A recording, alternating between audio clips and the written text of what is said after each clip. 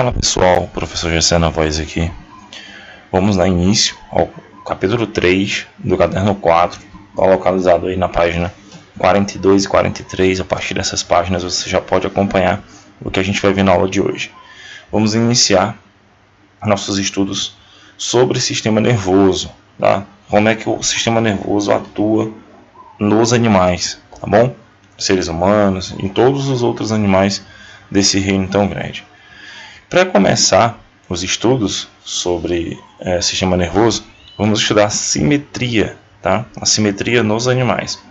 A simetria ela é uma palavra que deriva do grego que significa justa proporção, tá? Partes iguais.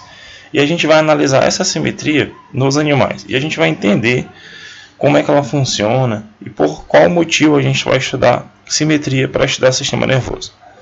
Então, ele já começa aqui. Os animais, eles são muito diversificados em relação ao formato do corpo. A gente pode ver aqui na imagem animais de portes maiores, de corpo mais largo, de corpo mais alongado, portes menores e por aí vai. Entre os invertebrados, nós temos os poríferos, que apresentam uma estrutura corpórea séssil, que significa fixo num substrato, fixa no solo, ele não consegue se deslocar. Os nematódios, que são os vermes, como as lombrigas, que tem um corpo mole e circular. Os caramujos, que tem um corpo mole também, mas tem uma concha de proteção individual. E isso traz essa diversificação dentro do reino dos animais. Então a gente tem aqui entre os vertebrados, é possível observar grande diversidade em relação ao formato do corpo. Então aqui a gente tem uma porrada de vertebrados, e aí eles têm uma diversificidade maior, uma pluralidade maior de formas do corpo. Entre os vertebrados, os peixes apresentam nadadeiras, com o corpo escamoso. A gente tem os répteis que têm a pele grossa, impermeável, as aves que têm um corpo coberto por penas, e a gente, os mamíferos, a gente tem um corpo coberto por pelos. Essas características diferenciam cada grupo, como a gente já falou, tem os filos lá que apresentam essas diferenças, e a gente vai classificando os animais dentro de um reino. E aí a gente tem aqui, nos animais a região recebendo, temos regiões que recebem diferentes denominações. Por exemplo, a gente tem aqui essa girafa. Se a gente observar o corpo dela, um vertebrado, essa região que está a cabeça, essa região voltada para frente é chamada de região anterior. Essa região das costas é chamada de região dorsal, tá? Que está acima do solo. Está voltada, de forma contrária ao solo. A região ventral, essa região do peito, tá? Essa região da frente, fica mais próxima do peito do animal. A região posterior que é voltada para trás, e a região posterior, essa região ventral é mais próxima do solo. E a região posterior voltada para trás, região anterior voltada para frente. Então a gente tem 4 regiões bem definidas. Se a gente for ver no ser humano, também tem a região anterior, que é a cabeça. Nós temos aí a região ventral, do tronco ali peitoral, a região dorsal das costas e a região posterior, a parte de trás. Certo? Então a gente consegue entender isso. Então existe os que são totalmente assimétricos. Dentro da simetria existe aqueles animais que têm assimetria, eles não têm nenhum tipo de simetria. Vamos já ver isso direitinho. E os que apresentam simetria radial e os que são de simetria bilateral. Então aqui nesse texto a gente já pode apresentar para vocês os 3 tipos de simetrias que existem. Tá? Existe a assimetria, aqueles que não têm, são os assimétricos, a simetria radial e a simetria bilateral. Existem outros tipos, sim, tá? Diversos, e podem ser aplicados em diversas outras situações. Mas nos animais a gente trabalha mais o que? Os assimétricos, os radiais e os bilaterais. Quando a simetria de um corpo é analisada, verifique-se a existência, olha só, ou não, de semelhança entre as regiões opostas do corpo, em relação, por exemplo, à forma, o tamanho e a quantidade de estruturas. Então esse é o objetivo de estudar a simetria. Então, analisar essa proporção dentro do corpo do animal. Trago aqui para vocês os animais assimétricos. A assimetria ocorre em organismo cujo formato do corpo é irregular e não permite divisão imaginária por um plano de simetria, como as esponjas, que são os poríferos, os animais mais simples. Então você percebe que o corpo da esponja que a gente está vendo aqui, tá? Esse é uma esponja, ela está fixa no substrato, ela é séssil, tá? Ela não tem simetria. tá? Ela não tem simetria. Se você traçar um eixo aqui, deixa eu ver, coloquei uma linha aqui, ó, essa linha amarela, você imagina, uma linha imaginária.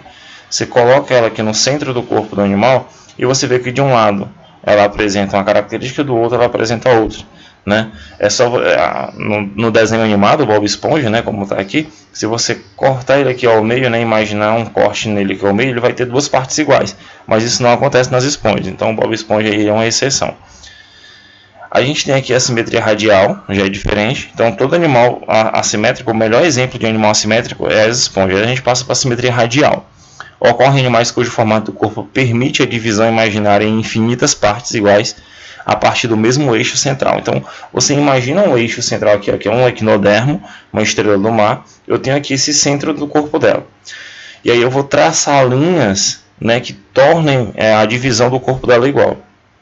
Algumas espécies de esponjas, quinidários e equinodermos adultos, como estrela do mar, apresentam esse tipo de simetria.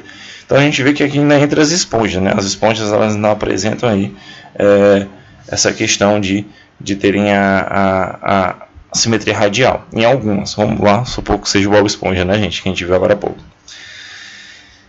Que é muito vantajoso para animais sésseis, né? Aqueles que vivem fixos no substrato. E mesmo sem se deslocarem, obtêm luz, alimento e oxigênio disponível em torno do seu entorno. Então, uma das vantagens de você ter simetria radial é se deslocar, né? Mesmo sem se deslocar, alguns equinodermos se deslocam sim, eles obtêm luz, alimento e oxigênio disponível ao redor de todo o corpo, né?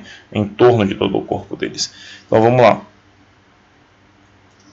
Então vamos analisar aqui a simetria. Eu trouxe para vocês, ó, eu cortei ela aqui ao meio com a linha imaginária. Eu vejo que do lado aqui de cima ela tem uma parte que é proporcional a essa outra que está do lado direito e esquerdo. Né, eu tenho duas partes iguais, então ela tem essa simetria. Mas se eu traçar um eixo nessa outra linha aqui, eu vejo que essa região é igual a essa outra região. Se eu traçar mais um aqui, eu tenho essa região de baixo igual a essa região de cima, é igual. Tá? Se eu traçar mais um eixo aqui, eu vou ter mais duas regiões iguais. Traçar mais um eixo aqui, eu vou ter mais duas regiões iguais. Então veja que eu tenho vários eixos de simetria dentro do mesmo animal. Quando eu tenho esses infinitos eixos, eu chamo de simetria radial. Outro exemplo aqui de simetria é a bilateral. Ela é encontrada em animais cujo formato corporal permite a divisão imaginária em duas partes semelhantes por um plano de corte que passa pelo eixo central do corpo. Então, agora a gente não tem mais aquelas infinitas divisões, né, que traz duas partes iguais. Não, a gente tem apenas duas. A gente tem aqui o ser humano. Se eu traçar um eixo imaginário bem no centro, eu vejo que eu vou ter um lado igual para a direita e outro lado igual para a esquerda, tá? Então, se eu traçar na vertical aqui, tá certo? Eu vou ter duas partes iguais. Se eu traçar aqui na horizontal, por exemplo, eu já não vou ter, né? Eu vou ter uma parte com a cabeça para cima, as pernas para baixo, não pode. Então, eu só tenho um eixo que divide em duas partes iguais. Eu tenho aqui um cachorrinho, né? Ó, eu posso dividir ele em duas partes. Agora, se eu traçar aqui na horizontal, eu não vou ter duas partes iguais, só vou ter assim. Aqui nós temos um artrópode também, né, um inseto. Eu divido o corpo dele em duas partes iguais, então é simetria bilateral, apenas duas partes semelhantes. Ocorrem plateumintos, anelídeos, que são as minhocas, plateumintos são alguns tipos de vermes, né? Moluscos, artrópodes, que são as aranhas, os insetos e tudo mais. Larvas de equinodermos e em todos os vertebrados. Então todos os vertebrados apresentam simetria bilateral. Répteis, anfíbios, peixes, aves, mamíferos. A simetria bilateral tem estreita relação com o deslocamento, durante o qual a maior parte dos animais a região anterior do corpo é voltada para frente, né? Então normalmente esses animais que têm simetria bilateral, eles possuem deslocamento. Aqueles animais que, por exemplo, possuem assimetria, eles são o que? Sésseis, certo? Aqueles que têm simetria radial, alguns deslocam, outros são sésseis, mas tem a vantagem, né, de pegar alimento em todo o seu entorno, tá bom? Então a gente tem a simetria bilateral, a região, né, a região anterior está voltada para frente, com os olhos, né, com a boca, com o nariz. Então essa é a região que captura as imagens do ambiente. E aí a gente tem nessa região a percepção do ambiente, certo? Então é nessa região, né, que estão a abertura da boca, tá a maior parte dos órgãos dos sentidos, como a visão, olfato, paladar. e o encéfalo, né, que fica aqui, ó, juntamente com o cérebro, com destaque para o cérebro situado na parte anterior da caixa craniana. Então, a região, né, dos animais que tem simetria bilateral, a região de percepção do ambiente está na frente, na região anterior, aquela que a gente estudou lá na frente, na girafa, né, lá atrás, no começo da aula. Então, essa galera que tem simetria bilateral, eles têm esses órgãos dos sentidos voltados aqui para frente do corpo. Tá bom? E isso ajuda, né, a perceber de forma mais eficiente o ambiente onde ele está. A questão do deslocamento. Normalmente, quem tem simetria bilateral tem deslocamento mais eficiente, né? Um inseto que voa, um cachorro que corre, um ser humano que corre e anda e por aí vai. A simetria bilateral é encontrada em animais cujo formato do corpo permite divisão imaginária, como a gente viu agora há pouco, é o mesmo texto. A gente tem aqui no final, né, que também tem no livro de vocês o seguinte: no deslocamento, a região anterior do corpo é a primeira a entrar em contato com o ambiente, né? Estando os órgãos dos sentidos, encéfalo, como a gente falou, mais na frente.